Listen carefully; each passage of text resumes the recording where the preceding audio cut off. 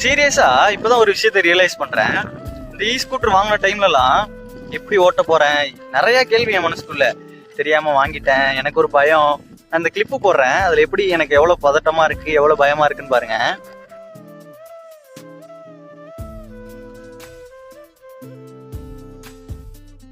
ஆனா இப்பெல்லாம் இ ஸ்கூட்டர்ல ஸ்கிட் அடிக்கிறேன், நிறைய டிஃப்ரெண்டா இ ஸ்கூட்டர்ல என்னென்னலாம் பண்ணலாமோ அது எல்லாமே பண்றேன். இப்ப பாருங்க, விளாக் எடுக்கிறதே ஒத்த கையில தான் ட்ரை பண்றேன். ஃபர்ஸ்ட் எல்லாம் எனக்கு அதெல்லாம் ஒரு பயமா இருக்கும். ஒத்த கையில ஓட்டவே எனக்கு ஒரு பயமா இருக்கும். ஆனா இப்ப பாருங்க, பழக பழக தான் எல்லாமே ஈஸியா இருக்கும்ல. ஆமா, இதெல்லாம் எதுக்கு எங்க கிட்ட சொல்றேன்னு தானே கேக்குறீங்க?